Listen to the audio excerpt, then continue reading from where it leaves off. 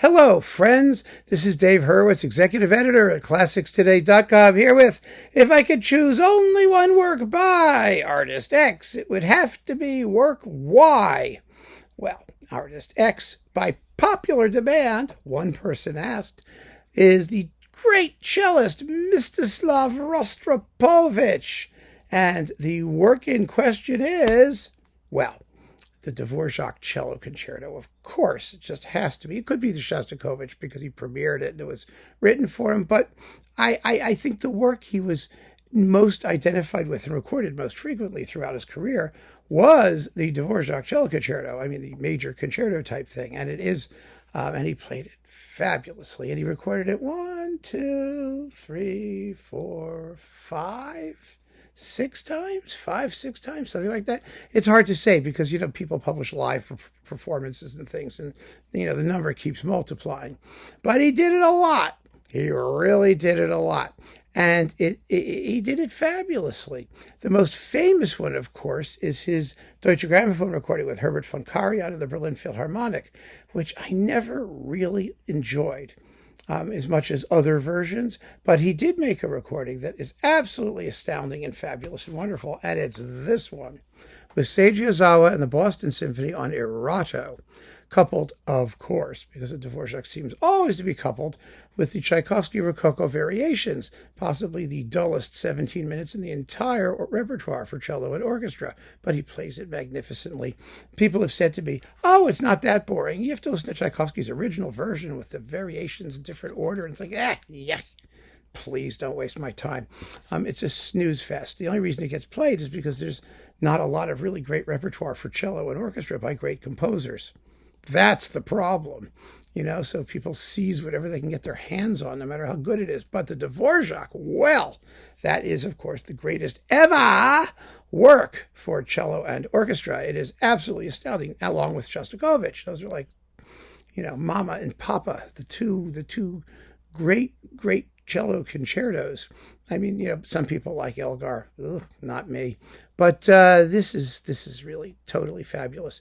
It was, I think, I'm right. There was a note at the time this came out that he was playing his new cello, his Strad, or whatever it was. He had a new cello at the time, and let's see if it says something here about it.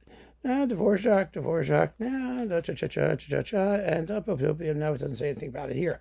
Originally, there was some comment about it. Maybe there was an article I read or something. But whatever the reason, and he sounded fabulous no matter what cello he was playing. I mean, it could have been, a Westinghouse cello for all I cared. But this is a gorgeous recording. And as someone who's heard him live many times, both as a cellist and a conductor, I really think it captures his special tone quality with extraordinary faithfulness, extraordinary richness and beauty and elegance. It's not just a sweaty, emotional indulgence, this performance. It has an almost patrician elegance about it that you more associate with some of the French cellists, like, Tortelier or Fournier or people like that. But it's still Rostropovich. I mean, it has huge dynamic extremes. It has amazingly throbbing lyrical passages. It's rich and romantic in all the right ways.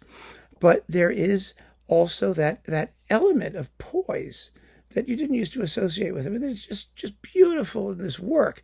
And Ozawa and Boston also sound absolutely inspired. They play magnificently, and the balances are terrific, and it's just one of the most beautiful recordings of cello and orchestra that I know.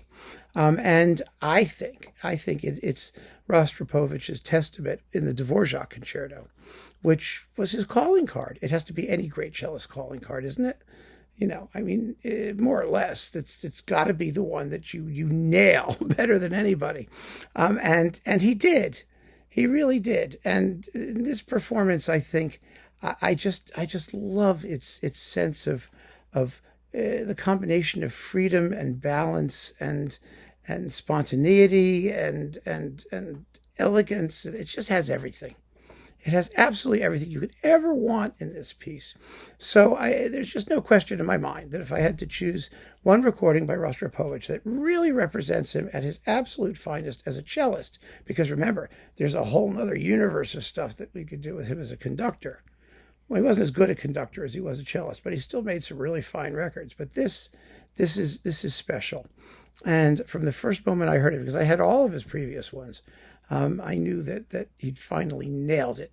I hope to his complete, well, I shouldn't say to his complete satisfaction, because great artists are never fully satisfied, just like critics are never fully satisfied. It's the nature of the beast. We must never be fully satisfied. But this is as fully satisfying as just about anything you'll ever hear. So keep on listening, friends. Thanks for joining me, and take care.